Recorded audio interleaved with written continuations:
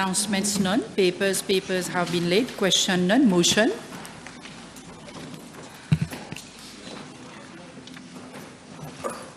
Mr. Speaker, sir, I beg to move that all the business on today's order paper be exempted from the provisions of paragraph 2 of Standing Order 10.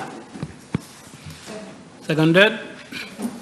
The question that all the business on today's order paper be exempted from the provisions of paragraph 2 of Standing Order 10. Those in favour say aye, those against say no. Aye. Ayes have it. Statements by ministers none. Public bill second reading. Honourable Leader of the Opposition. Thank you very much, Mr. Speaker. I will start my intervention in reply to the budget speech of the Minister of Finance and Economic Development this morning by stating a fundamental truth. And it epitomizes one of the worst misdeeds of this government. This fundamental truth does not emanate from me. I have borrowed it from someone whom everybody have heard of, the Iron Lady, whom I don't necessarily admire, but who spoke the truth. And the same truth was conveyed loud and clear by the Minister of Finance of Singapore and the former Prime Minister of that great island, Singapore. Of course, they said the same things differently. And the fundamental truth goes as follows. One of our great debates over times is about how much of your money should be spent by the state and how much you should keep to spend on your family. Let us never forget this fundamental truth. The state has no source of money other than the money people earn themselves. And if the state wishes to spend more, it can do so only by borrowing your savings or by taxing you more, and it's no good thinking that someone else will pay. And that someone else is you. There's no such thing as public money. There is only taxpayers' money. Mr. Speaker, in other words, this is our money. Therefore, whatever they say they are doing right, whatever great and magnificent things they say they are doing, it is all our money.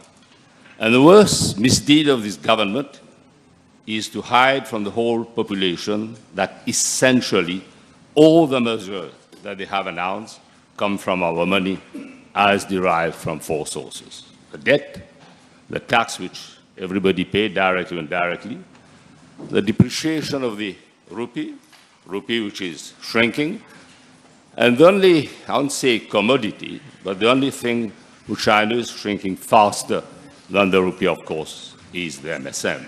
And inflation, which is a tax on the poor, and inflation is constantly going up.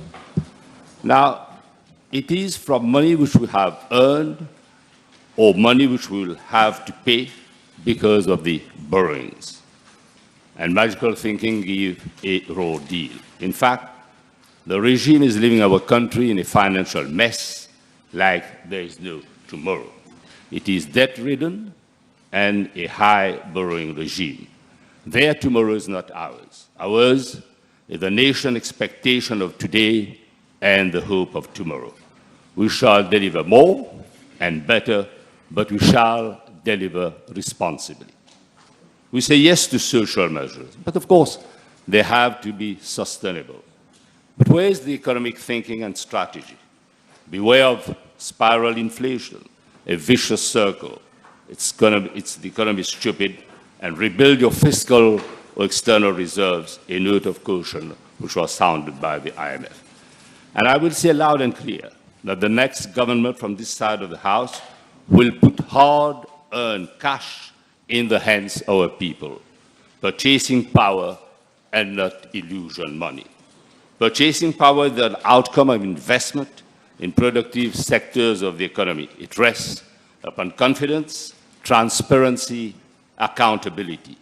We are the shapers and movers of policies for the people, by the people, and with the people. Our tomorrow is the immediate lowering of the price of petroleum products, as it will have a cascading impact upon the productive sectors of the economy and the consumers. It will re-energize the economy, which is tax-laden. Out of the 10.2 billion collected from each and every citizen of this country, the regime has used only 48%, that is 4.9 billion, to finance the subsidy on parmesan, the rice, and the 12-kilogram cylinder of cooking gas. It is the trademark of this regime, i.e. opacity. And I will continue with an anomaly, where the dialogue with social partners on salary adjustment.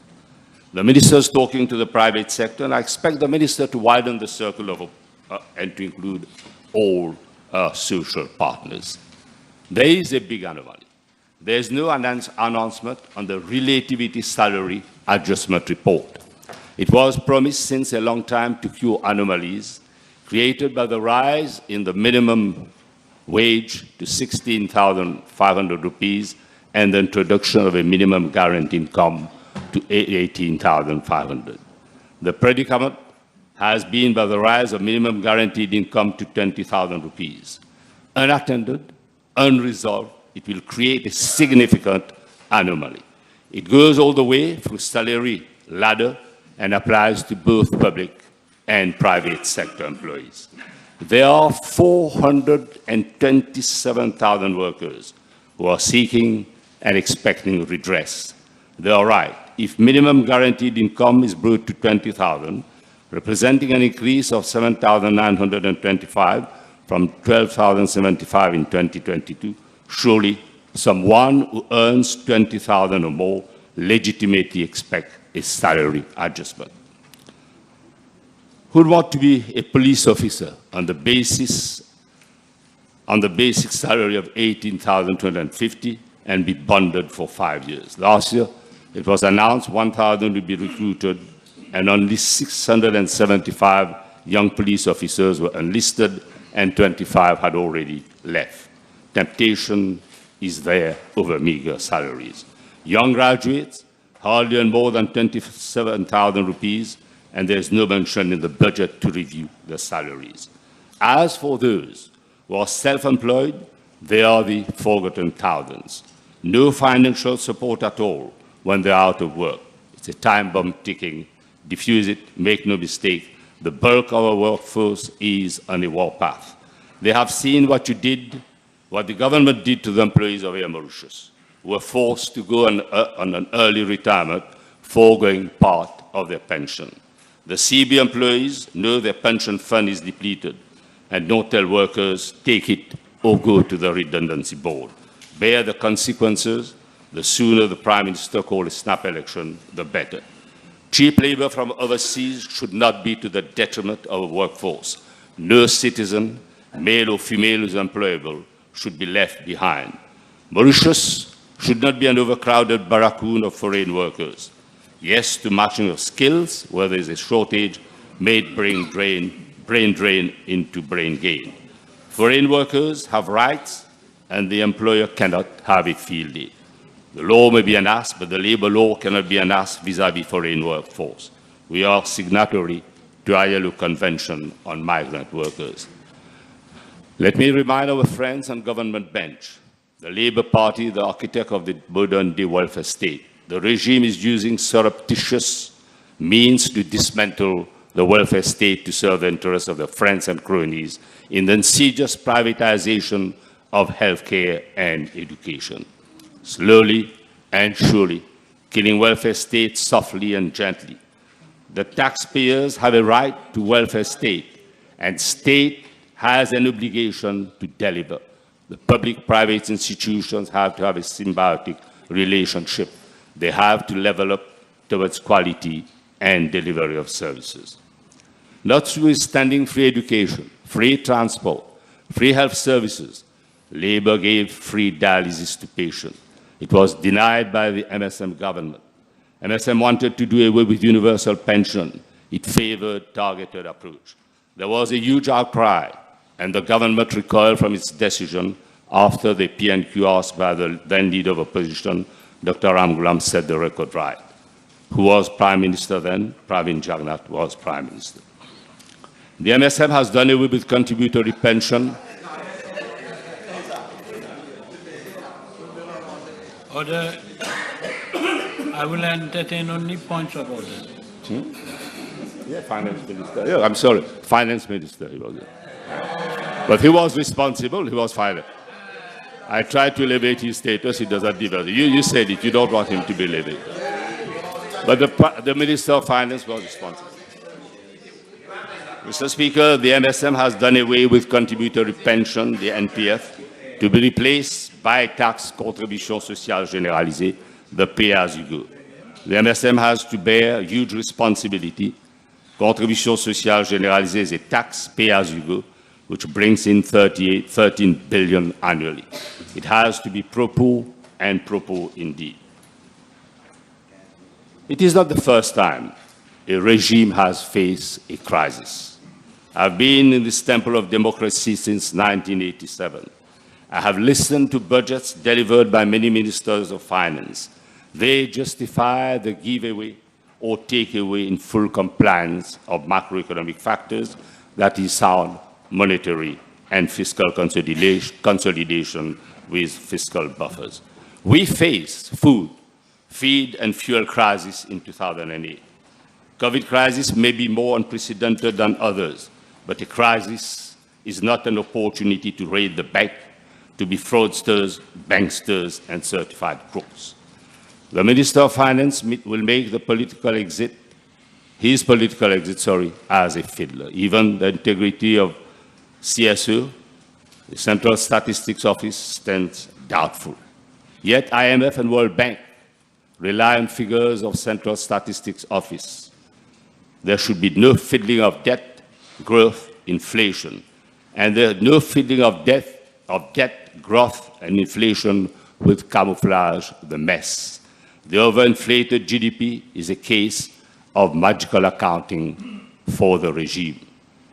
The regime has fiddled to increase growth as a percentage of GDP and to lower budget deficit. The global business has not been ripped from the GDP. The Republic of Ireland, with its offshore or global business, was denounced by IMF and other agencies. Is it not? I'm sure the Minister would agree. And I would like to refer to an article, or rather a program, which was made by Resistance and Alternative. And they dedicated an entire program on manipulation of GDP. And it has been vehemently denounced also, this manipulation of GDP by all our friends from extra-parliamentary parties. Mr. Speaker, it was the former Minister of Financial Services, Mr. Kushram, who was the first to flag it.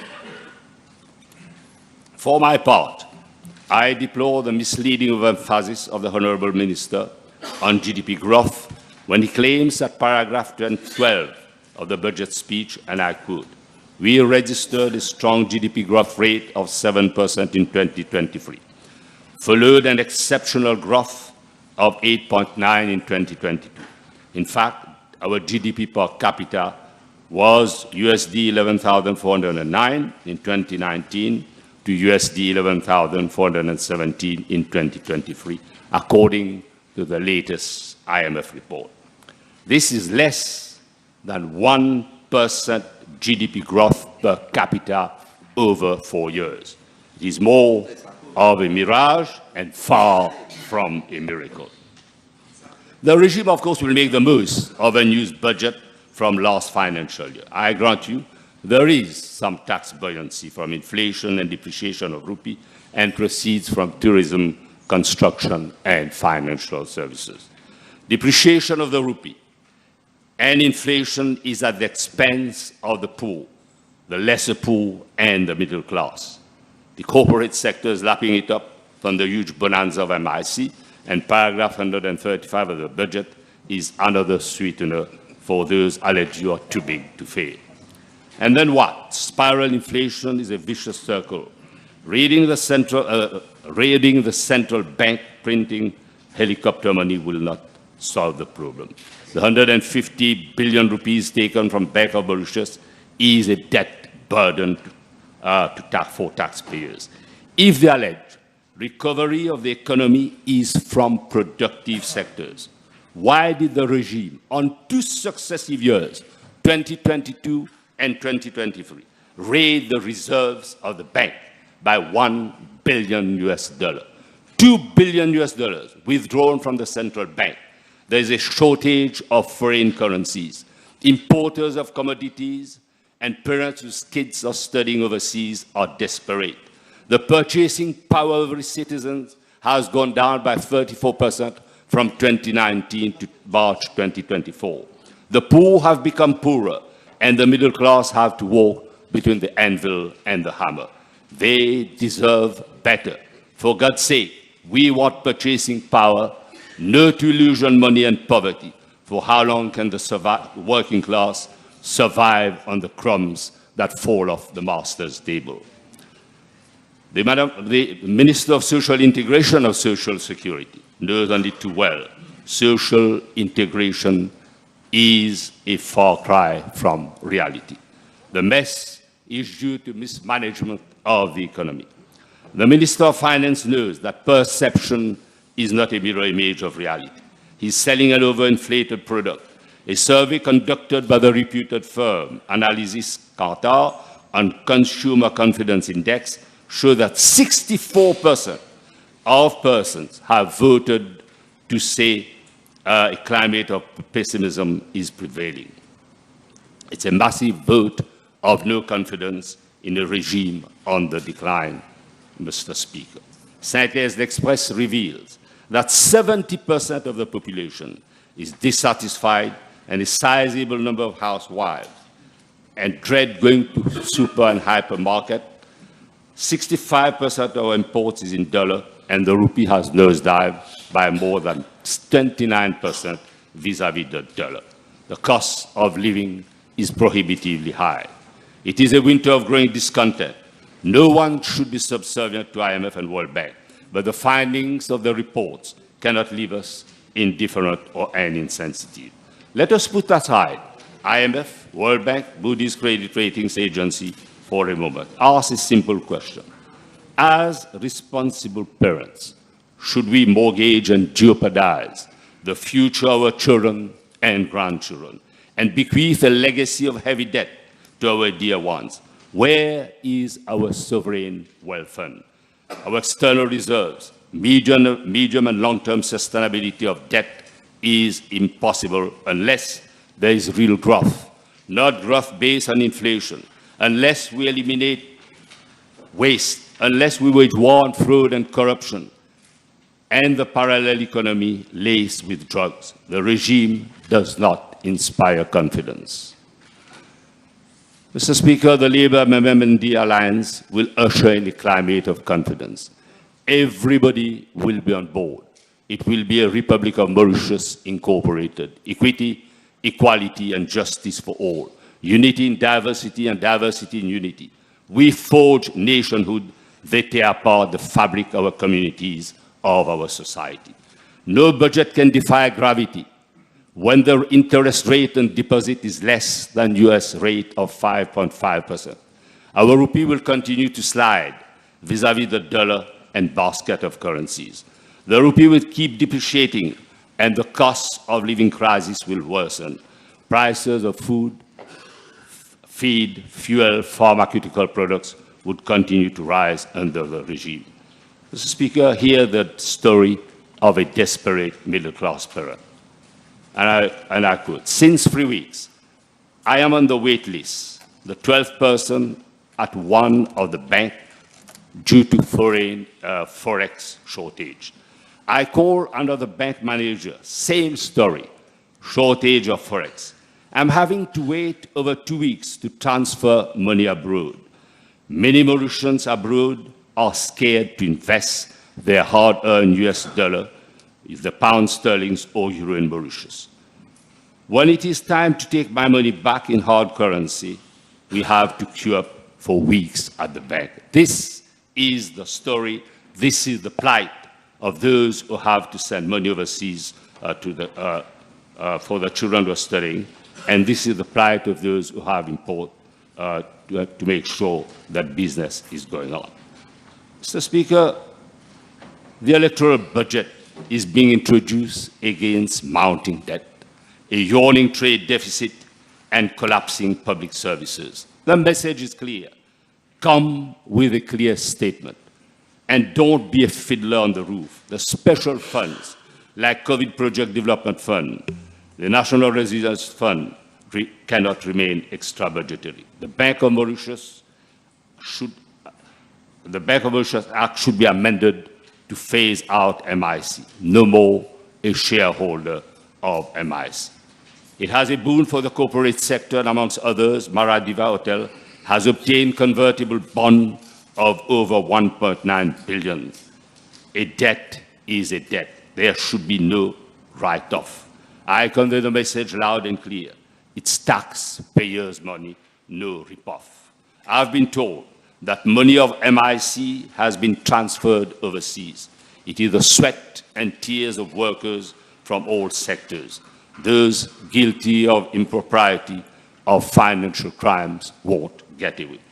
Our biggest threat remains public debt and total public debt. Unfortunately, public debt of more than 525 billion rupees is piling up.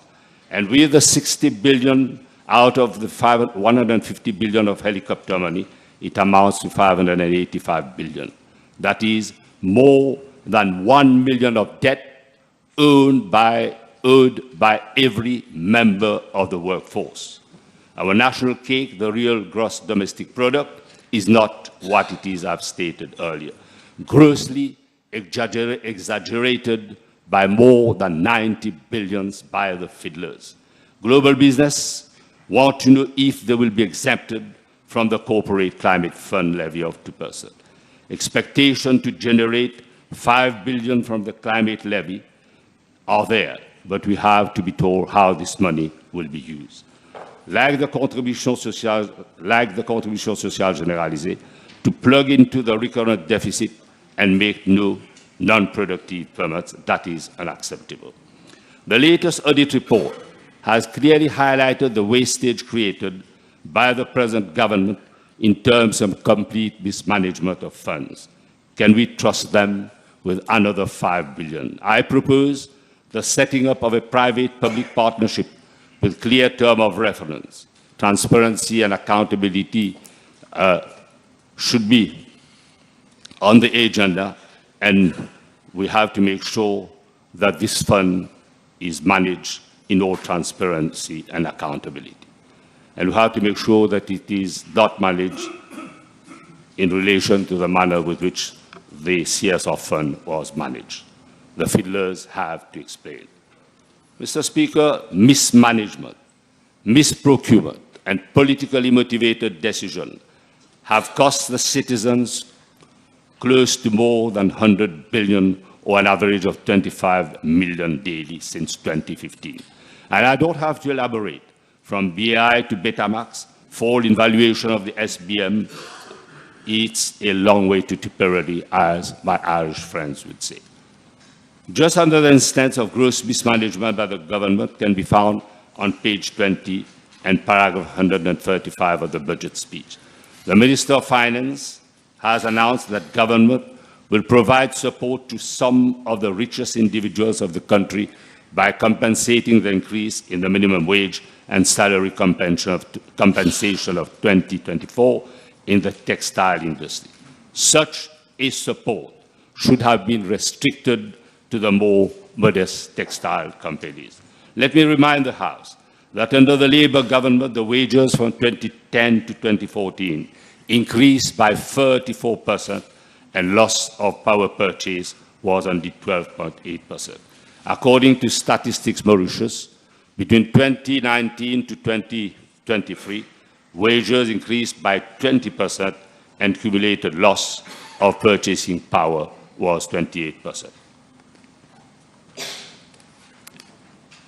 Mr. Speaker, under the Prime Ministership of Dr. Ramgoolam, quality of life was comparable to a highest income status country. We were looking at new poles of development and consolidation of existing sectors. We had a vision and a well-established roadmap to level up. This is the reality. When we come back to power after the next general election, we will create growth. Yes, growth from productive sectors, growth from new pillars would be more than 7%, unlike the MSM, which manipulates and creates artificial growth.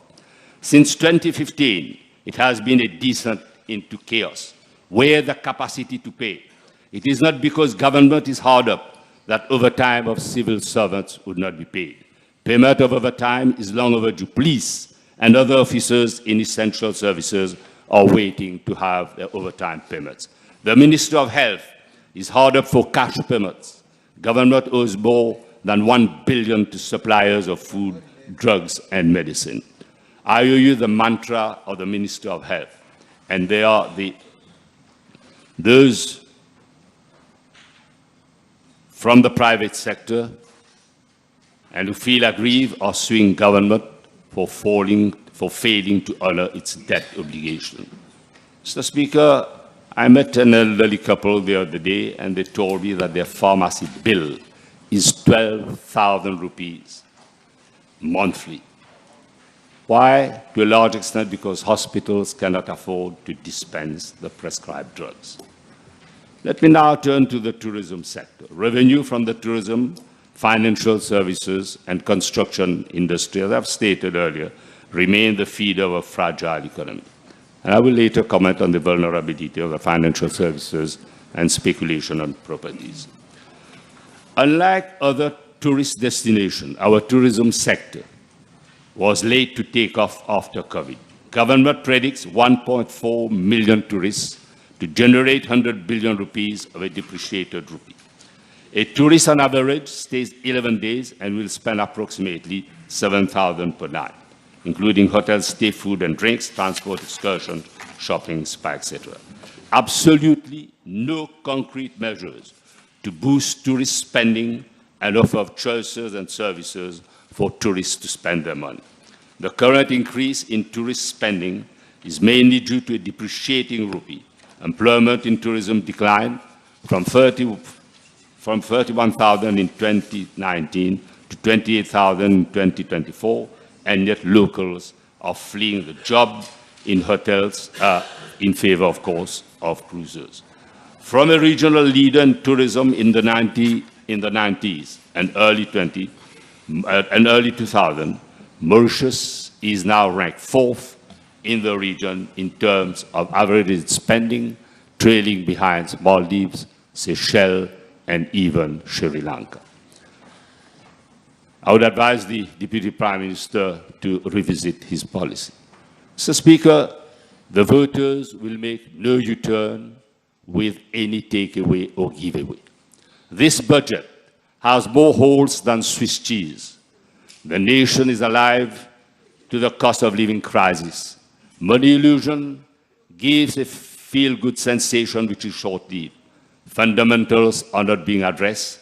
The budget does not mention an equity investment by government of 6 billion in financial year 24-25 in the Mauritius Housing Holdings Limited without an explanation of the company and the use of funds. The minister has to explain. The elevated debt burden compared to peer countries is a critical issue. Lessons have not been learned or drawn. A downgrade to junk status would be damaging for bank and financial institutions. Mr. Speaker, the rejection of the MSM is inevitable. It is sailing in a sea of unelectability. The regime thrives on corruption and fraud, money politics, fake news, and deep fake news. MSM-led regime has failed on economy, education, law and order, and national unity. It has no new poles of development. It is an outright failure and, of course, thrives on outdated policies. Mr. Speaker, the wind of change is blowing. To understand real change, it's good to walk down memory lane. We were a monocrop economy. Sugar was the mainstay and was the sweat and tears of an exploited workforce. Before independence, we were an overcrowded barracoon, described as a nation of nurses by V.S. Naipaul. After independence, under the able leadership of the father of the nation, Mauritius opted for predictability and reliability, and not for the vagaries of world market prices. Proceeds from the sale of sugar to US and UK markets are used to diversify the economy and widen the circle of opportunities to forge a neighborhood, to forge nationhood. With market preferences, we became a reliable export-oriented and services economy. Free education, free transport was sound investment to prepare our people to face daunting challenges and grasp opportunities. Free education became a passport for life. Financial sector, IT-enabled services, circular economy are new poles of development. If properly harnessed, the rate of growth can be phenomenal. Potential to be an ocean state with our vast EZ and extended continental shelf is within reach. That is the blue economy of which the budget is alarmingly silent. Mr. Speaker, to sustain development, we have to be a much sought-after destination and turn brain drain into brain gain, and say no to mismatch of skills.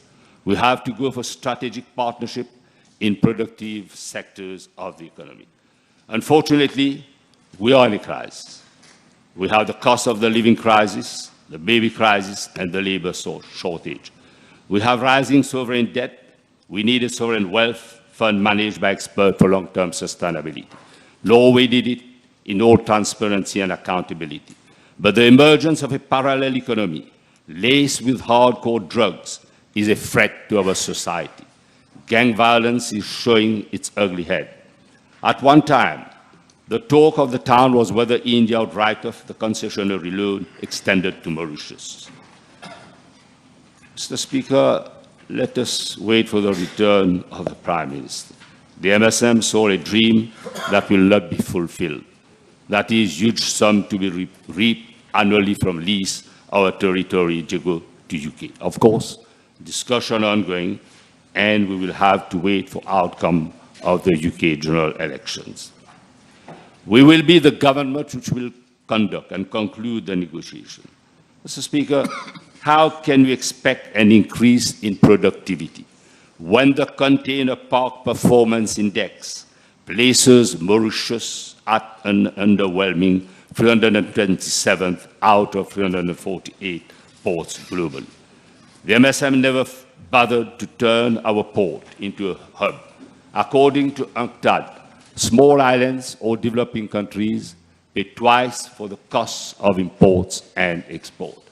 We are being priced out. Depreciation of the rupee cannot be a way of life. Let us modernize our port and be environmentally sensitive to sustainable development in its vicinity. Out of 968 drains projects entrusted to NDU, only 34 were in progress. It's taxpayers' money thrown down the drain with a number of abandoned projects. Do you know the amount of interest payment paid to a contractor in relation to Rivière-du-Rempart Power Market Fair? 522 million rupees. Shocking, it stinks. The inhabitants have to suffer undue hardship inflicted by a regime for failing to repair potholes, to patch roads, and construction of retaining walls. Perhaps these projects appear insignificant to the regime because they are not cash cow, money talk. Are you surprised, Mr. Speaker, when MPs of the regime are copiously insulted? Mr. Speaker, as we say, water, water everywhere, but where the running water? CWA has a director converted into a quasi-minister. Non-revenue water exceeds 50% owing to an antiquated piping system. The former DPM promised water supply on a 24/7 basis. Indeed, game for a laugh, but a tragic reality for those who have no running water to shower and to flush the toilets. enough is enough. It is flagrant violation of basic human rights for people not to have water, to have a shower a day, or to flush the toilets. Of course, they've decided to flush the regime on the day of reckoning. The internal auditor of the CWA has drawn attention that payments would not be sanctioned in relation to the pipe-laying system project. The quality of work has to be certified by engineers. The lady did not budge. She has chosen to quit. And I have to congratulate internal auditors from different sectors, namely CWA,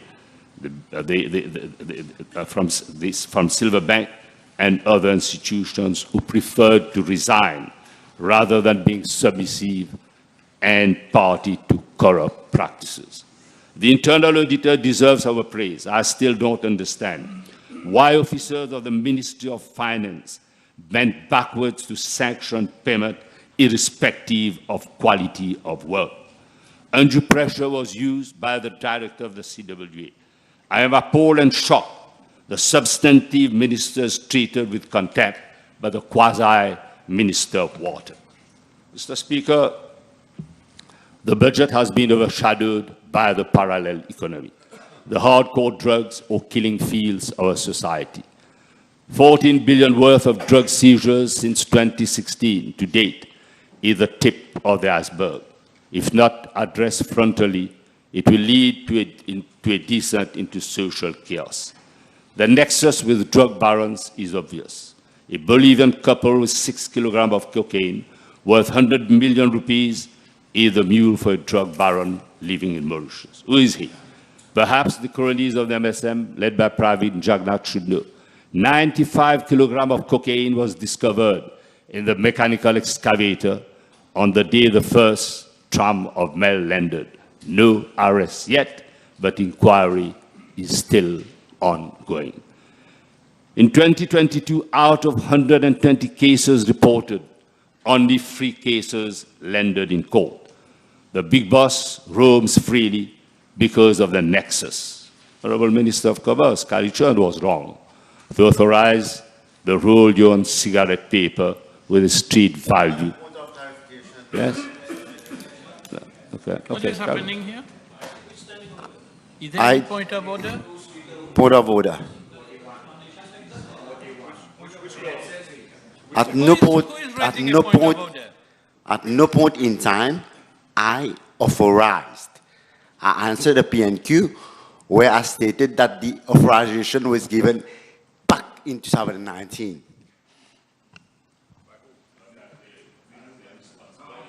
As a responsible minister, you should have seen to it that this should have been shelved and measures taken to make sure that there is no roll-on cigarette paper. I've read your reply. You have to bear your responsibility. I can understand you're trying to be a responsible minister, but unfortunately you didn't act and you didn't take corrective measure. You should have said so. You should have done so. Mr. Speaker, Labour-led government will be ruthless and merciless towards drug barons. The truth will be uncovered as to those who have been close to traffickers. The Lam-Shanling report gave a foretaste. The MSM-led regime will have it in the face. That's the difference. There's a vast difference between them and us. Zero tolerance toward those who are harming and destroying our children, our youth, our human capital. The Dangerous Drugs Act has to be amended. All drugs-related cases must be referred to the office of the DPP. There is a racket led by a person to get some of the alleged offenders off the hook against huge payments. Monitor high-profile cases of drug traffickers are not always being referred to the office of the DPP. Striking team is reluctant at times to dismantle the network. Mr. Speaker, COVID was an early harvest and a bumper crop for many, notwithstanding the hefty contribution made to swell the war chest of the MSM. The 10 million rupees that Mr. GMLS made is only a tip of the iceberg. After all, he stated forcefully He was the special advisor to the Prime Minister. Are you surprised that the MSM has 4 to 5 billion to exercise, billion rupees to exercise undue influence at the forthcoming general election? Who said it? An independent political analyst. Did he say 40,000 rupees per voter? It's taxpayers' money. Taxpayers have been ripped off. Time to collect, Mr. Speaker. Voters will strike with the sweat and tears of joy to oust the regime. Mr. Speaker, I talk our human capital, our best asset. It is the powerhouse. It is the energizer, the movers and shapers of our economy. Can you imagine our financial services, our IT-enabled services, the tourism, without the vigor of our youth? We have been able to leave the grey list OECD and blacklist of EU, advise the regime not to entertain the likes of Gupta and Shetty. This government has failed to draw lessons from the evil effect which Dr. Sobruno had upon our financial services. The Indian press writes, the past investment may be scrutinized. Government ends easy tax relief for Mauritius-based foreign portfolio investment. It has to adapt to consolidate and make the financial services more competitive. Promises were made by the Indian Prime Minister Modi to late Sandaru Jagannath that India would protect our low tax jurisdiction. But whether we like it or not, multilateral agreement rule the waves and there's no departure. Before signing the recent amendments on the Mauritius-India protocol, influenced by the base erosion profit shifting, Mauritius should have first looked for a carve-out on the grandfathering of businesses before 2017, as prevailed in the double taxation avoidance treaty. Will grandfathering provisions likely to be insulated from amended rules? There has been no dialogue with operators. It is unfortunately a false start. Many big players have acquired companies in our financial center. We have to be mindful that they don't use our domestic companies simply as back office. Value addition will keep our youth in our jurisdiction. A labor-led government will turn brain drain into brain gain. Youngsters in the financial services are taking up employment in more secure jurisdictions. Did I not say at the beginning, we are under the constant gaze of the IMF and the FATF. Yet, we have to make sure that our jurisdictions are clean and neat. But we're not making much headway in a sector where opportunities are constantly knocking. We must not be a tax haven for shady characters. As a low-tax jurisdiction, tax avoidance today and evasion should be past history. What they want in our jurisdiction is substance, substance, and substance. Mr. Speaker, EDB conduct roadshows and fairs in the interest of, unfortunately, land speculators. It should not incentivize the whole of our limited land area. Why are our young, qualified, or skilled manpower seeking better pastures? The regime is to be blamed. It is impossible for many of our young people to buy a plot of land and construct a decent home. The cost of 7 pairs of land for construction can be as high as 2 million rupees, Mr. Speaker. Land speculation is killing the legitimate hope of a young couple who want to have a roof over their head, to ensure that the kitchen runs smoothly, and to make laughter the best medicine. The fear is real from the number of foreigners who are allowed to buy ground plus 2 properties. Put citizens, our republic first. They are being priced out. Mr. Speaker, our best asset is our valuable human capital. The Mauritian miracle is possible.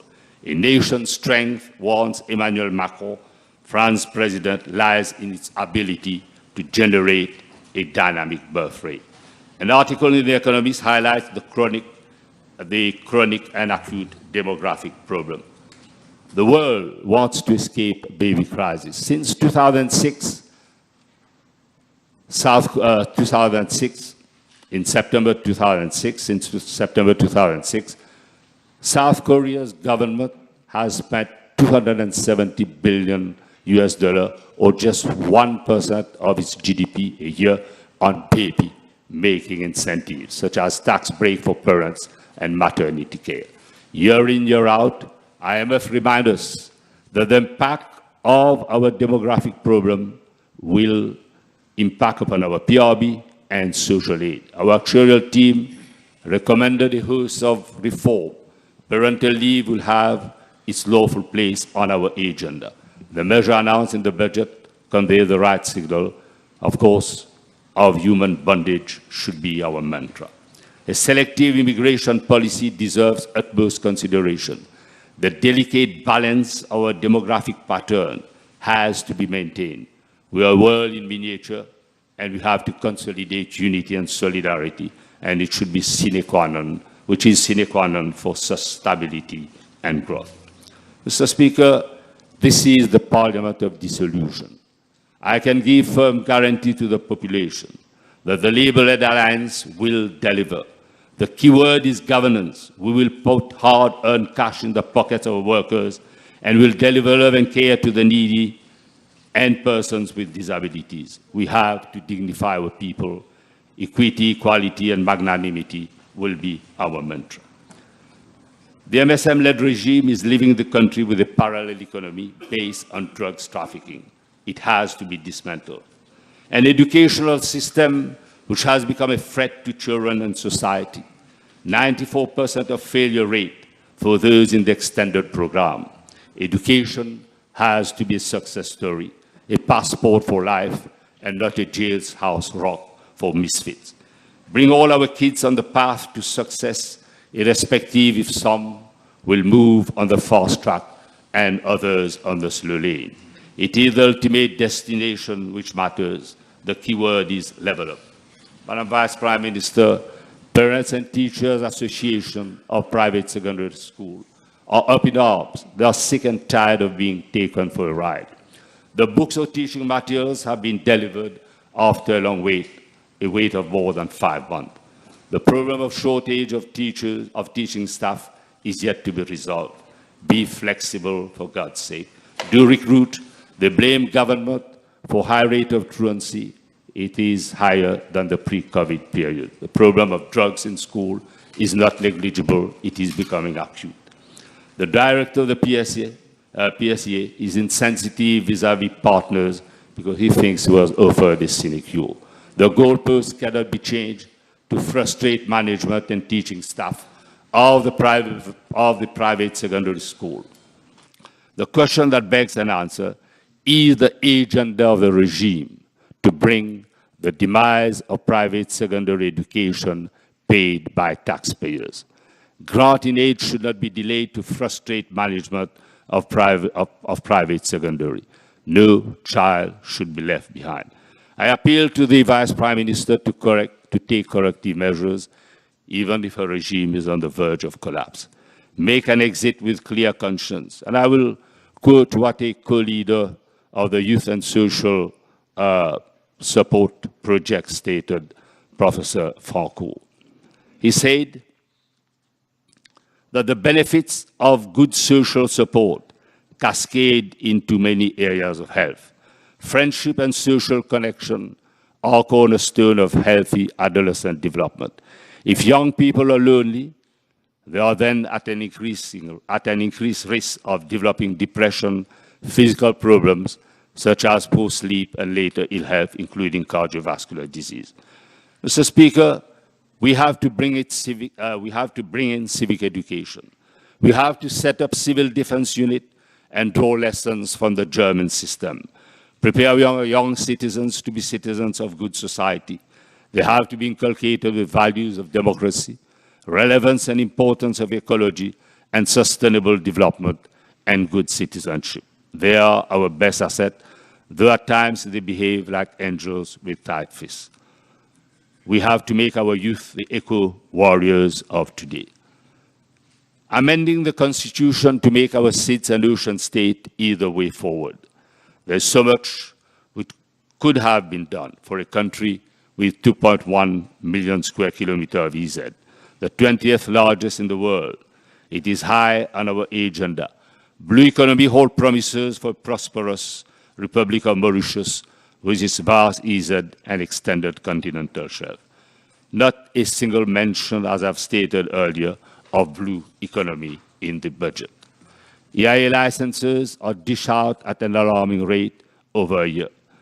The Minister of Environment is like a desperate swimmer, and he cannot be insensitive or indifferent to the pertinent matter raised by Honorable Ms. Béranger. I will not elaborate, but a minister sworn in cannot be judge and party. I hope he declares his interest in cabinet. We in the opposition are monitoring. La Chambre de Notaire cannot act like the three wise monkeys. It would be unwise. Mr. Speaker, let me turn to agriculture. Who cares about encroachment on prime agricultural land? Who cares if our food bill is more than 60 billion rupees? Where is our policy to produce what we eat and eat what we produce? This is no longer a priority for Minister of Agro-Industry and Landscape. Where is the policy for rehabilitation of abandoned agricultural land? Smart agriculture is a foreign dream. Sugarcane remains a good carbon dioxide cleanser. The Minister of Finance announced that planters would obtain 30,000 rupees per ton of sugar.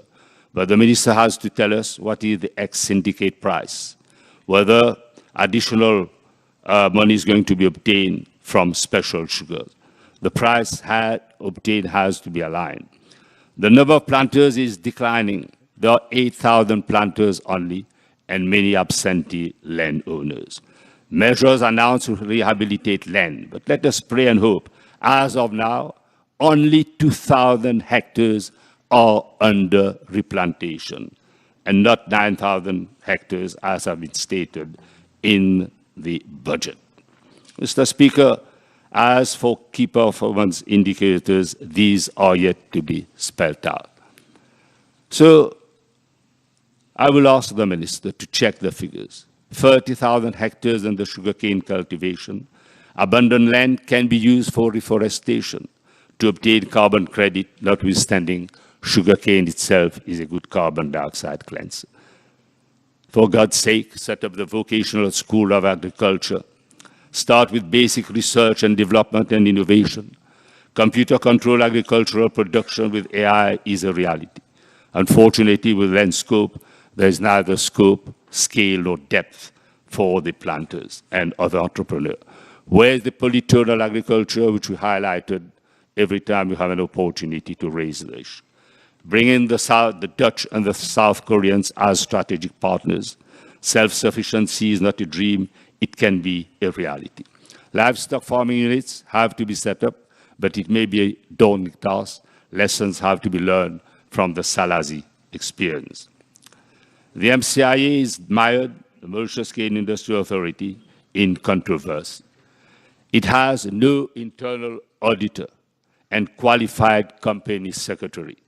The report of the external auditor is shocking and a shame for management. It is a time bomb loaded with debt and is serving the personal interests of like-minded to the detriment of the planters community. Audit committee meetings have not been held for more than 3 years. The last one was on the 23rd October 2020. Up to the 21st April 2023, nothing has happened. Procurement procedures are flawed, and nothing is posted on the Public Procurement Office portal. I've been told tender for construction of warehouses to store bagged sugars have been launched. By a date of magic, the cost of construction of 3 warehouses has escalated from 200 million to 500 million rupees for construction of only 2 warehouses. I've been told that the chief executive is a designated candidate for MSM. Let me turn to the floodgates of financial scams. Since 2015, the regime has been a floodgate of financial scams. I will highlight the corrupt privileges extended through surreptitious amendment of the finance bill. Who are the beneficiaries? Banksters, fraudsters, colonies of the regime. Do the name of Sobrino, Shetty, Gupta, and Lioti ring a bell? Banking license is granted easily with high risk. Money talk. Since 2017, the Bank of Mauritius has become less diligent on source of fund. I demand that the Prime Minister provide an exhaustive and transparent explanation of the circumstances surrounding the approval of Mr. Sobrino's application.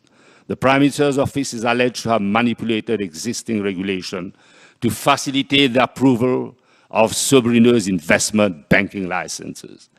This included legislative changes that allowed the Financial Services Corporation to issue licenses for investment banks, bypassing the Bank of Mauritius, which had previously refused to grant Sobrino a banking license due to his controversial background. These legislative adjustments were seen as tailor-made specifically to accommodate Sobrino's application, further indicating undue influence. Prime Minister should take unqualified responsibility for any and all the consequences that may arise from this shocking lapse in judgment. The stories of Silver Bank will be told. Why is the minister unwilling to reply to legitimate PNQ?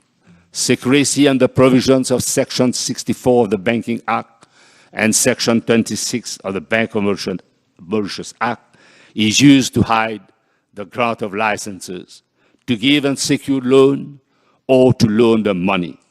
Is it with the protection of the governor of Bank of Mauritius, recently elevated to the status of Grand Commander Star and Key of the Republic of Mauritius? The Minister of Finance chose to insulate itself. Sorry, not the Minister. The Minister of Finance chose to insulate himself from the provisions of the Banking Act. Why? Who are the beneficiaries? When the empire is on the verge of collapsing, it will introduce the most corrosive pieces of legislation surreptitiously in the finance bill, Mr. Speaker.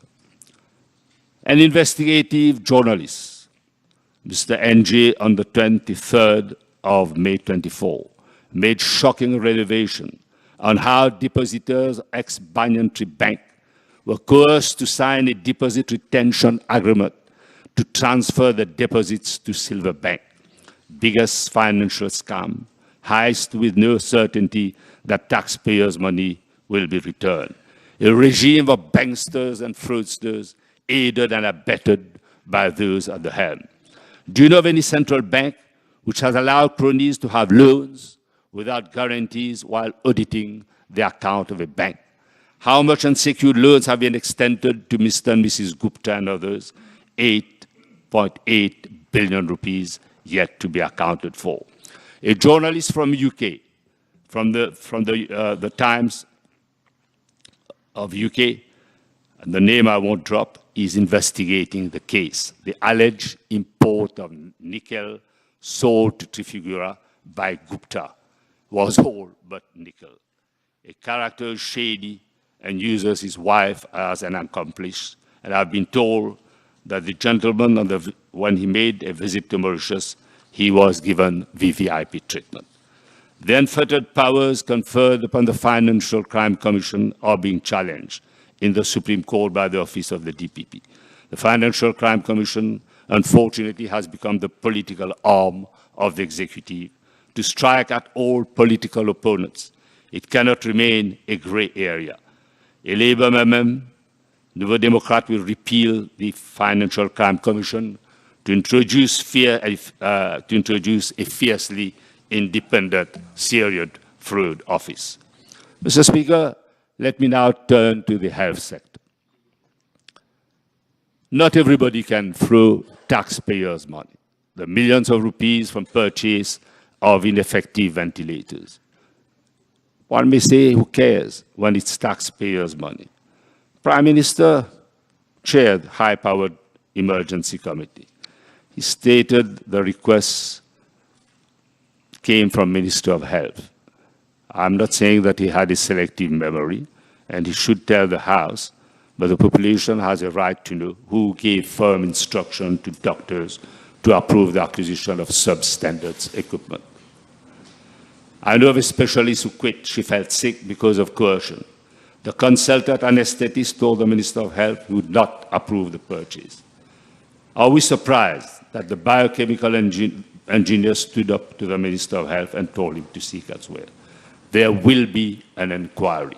The successive reports from the Director of Audit since 2021 have given hate over many untold stories. Emergency procurement during COVID was a festival and a bonanza for cronies of the regime. Pack and blister rogue suppliers sold artificial respirators, not to the norms and standards, for 476 million rupees, and thermal camera from budgétaires for controversial sum of almost 309 million rupees.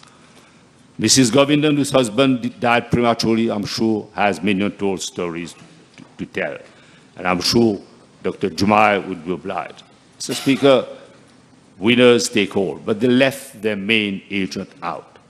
The diary with all the payments will be used as evidence to uncover the truth.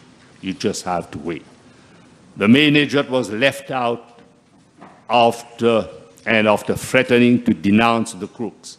He was kidnapped and murdered in Telfair, Mocha, whose hands are smeared with the blood of the late Mr. Skisner. How do some of them dare to shake the hands of our decent people? I'm not going to talk of benefit of doubt, but the hands are smeared. The truth will be uncovered, and guilty party or parties will have to face trial. It is a mediocre attempt to address the key health issues affecting our population in the short term and long term. We have to focus on secondary and tertiary prevention, and unfortunately, they have focused on secondary and tertiary prevention and practically ignored primary prevention. Medication costs will continue to rise, and additionally, there may be a lack of key medication if the situation is not addressed. The artificial intelligence ECG machine should never have made its way into the budget. It is at a premature and preclinical stage at best, and I would advise the Honorable Minister to pay heed to 2 scientific papers which were published, and we could forward copies to him. The reason as to why they put into question the reliability and interpretation of the results. I would advise him to err on the side of caution and be careful because of false positive results. And he has to tell us why those results have to be interpreted in Germany and at what cost. Unfortunately, there's no mention of mental health of the population. This has been completely sidelined in the budget.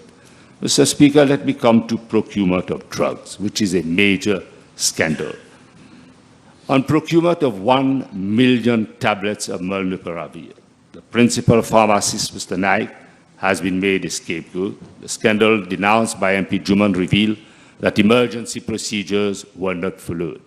An extraneous contract was awarded to a rogue importer at the scandalous price of almost 80 rupee per tablet, compared to the price of 930 rupee tablet from a reliable and trustworthy supplier. I'm not going to ask questions whose palms were greased, but this was insider trading, and guilty parties have to answer for.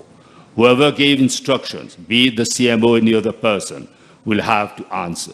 The rule of ICAC was controversial and made uncalled comments on the ruling of the court. All charges against Mr. Naik have been dropped. Why is it that he is still under suspension? Mr. Speaker, as for High-Perform, it registers medicine every month, whereas pharmaceutical products from reputed labs have to wait up to 1 year to register a new medicine of quality. I agree with the recommendation of the Competition Commission, which says yes to parallel import. All measures should be taken to prevent counterfeit products entering our market. The question that begs an answer: where is our quality assurance lab? If there is bioactive medicine in use in hospitals, 60% of the drugs should have been recalled. The views of the World Health Organization are pertinent, and Intellectual Property Rights Act has to be amended. Mr. Speaker, Health is wealth, and there are lessons to be drawn from flash floods. Unfortunately, we never learned. Since 2015, the regime promised sewerage outflow would be a thing of the past. 10 years gone, there's still backflow and overflow from flash floods. Where the sewerage reticular network to redress this problem? The grievances of people have reached boiling point. Are we surprised of high incidence of death over infectious diseases like leptospirosis? And we have to be aware of dengue and malaria. Mortality increases with age over 70 years of age. Other groups at increased risk of severe illness include pregnant women and also patients with chronic diseases such as renal disease, cancer, chronic lung disease, liver disease, and diabetes, as well as immunosuppressed patients. PNQ was asked on at-risk patients who are having renal dialysis. Neither the report of the fact-finding nor findings of the Medical Negligence Standing Committee has been rendered public. But the Minister of Health stated that the error was administrative, a major flaw indeed which cost the lives of 11 patients. Compensations to the bereaved families are long overdue, Minister. Renal replacement therapy is an important treatment for patients with renal failure due to leptospirosis. In severe cases of leptospirosis, renal replacement is required in just over 30% of patients. Have we projected an increased need for dialysis if we have an epidemic? Planning for these eventualities in advance will be best, of course. Mr. Speaker, let me turn to the People's Turf Public Limited Company. We are told that it will surrender its horse racing organizer license. But the gentleman is 2 furlongs ahead of the pack. His appearances in the media lately are a mere eyewash, and it has been so decided with the duplicity of the regime. We ask the question, who controls the gambling mafia with complicity at the highest echelon of government?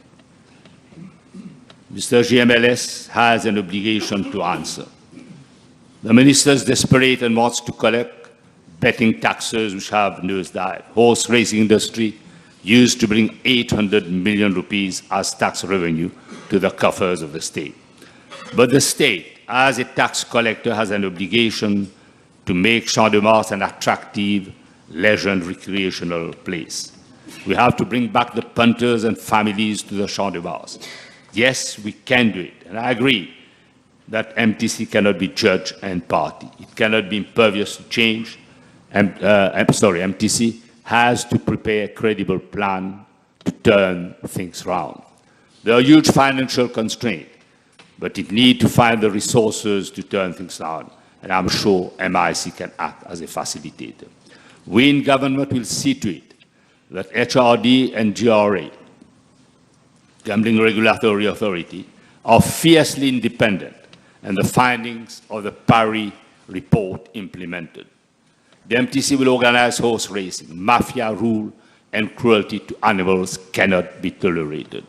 I don't have to elaborate, but I issue a note of caution to the likes of those who fix races. There are people on the payroll of the PTP PLC. The Prime Minister has been informed, and he knows that GRA and subdivision HRD have to give answers.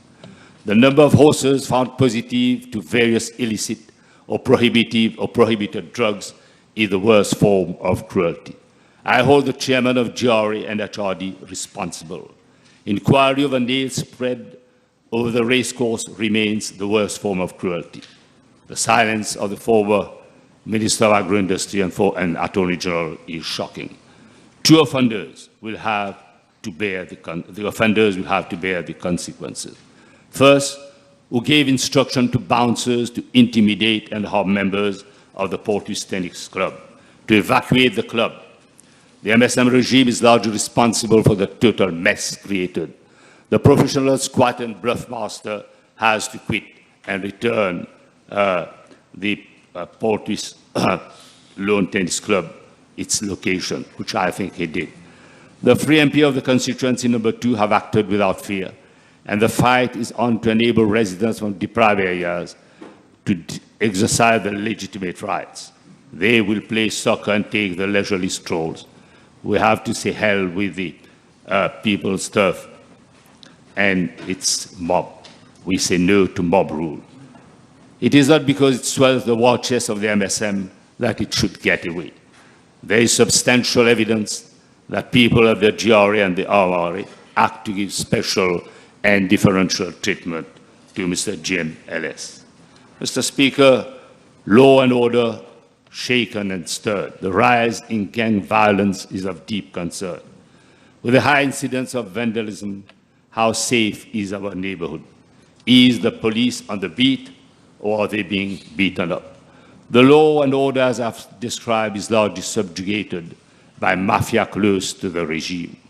The parallel drug economy with its milice has infiltrated political police and take for granted anything and everything. A Labour-led alliance will have to address the problem frontally, without fear and prejudice. Since 2015, acts of intimidation, harassment, violence are ugly features of our society, unacceptable. A panoply of measures ranging from appropriate legal and institutional reform will be taken, from police and criminal evidence to serious fraud office and penal reform. There are miles to go. The judiciary should not be spared. L'île Maurice est le seul pays au monde où le même corps de juges siège en première instance et en appel. Dixit Sanjay Bakul. This has to come to an end.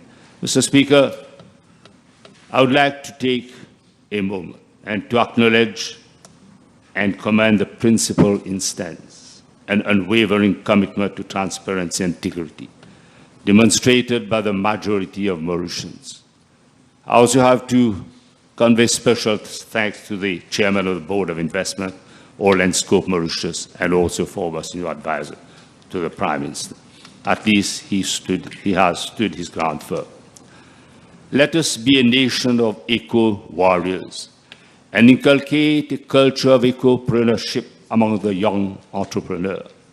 Catch them young and let them understand the relevance of circular environment. MID started to work, but the regime deemed it fit to postpone the day of reckoning. 10 years gone, and environmental degradation is visible. The corporate climate levy will raise 5 billion rupees, which will be credited into a consolidated fund. I propose, I've stated earlier, the setting up of a public-private partnership, and with money raised to be credited to a special fund to be managed by the PPP, with specific term of reference for adaptation, mitigation, and turning the Republic of Mauritius into a pristine environment. Government cannot be trusted with the money that will be entrusted to it and credited to the consolidated fund. This money needs to be mobilized and used specifically for environmental projects. Mr. Speaker, the road to freedom in the age of AI is inevitable if technology is well harnessed. Make artificial intelligence an opportunity now. Productive sectors are there, but let us deliver a wholesale inclusive package for sustainable development. Let us say no to piecemeal approach or measures spelled out in the budget. From applied research and development and innovation in productive sectors, the potential to be an ocean state is at arm's length. More than ever, the country needs to get resources towards impactful research and development and innovation to build resilience and to get us out of the middle-income trap. The country was ranked 40th in the Global Innovation Index report in 2014 under the Labour government and has dropped to the 50th position in 2023 under the present regime, a drop of 17 ranks. The World Bank, in its report in December 2023 Country Private Sector Diagnostic Report, clearly mentioned, and I quote, "There is a lack of shared understanding, vision, and strategy on how to foster innovation in the country, and which has led to a proliferation of small and scattered innovation program and initiative under several ministries and agencies with little coordination and interaction. It also mentioned that Mauritius was, I quote, an early proponent modeling sustainable development with a Maurice Île Durable policy strategy in 2008.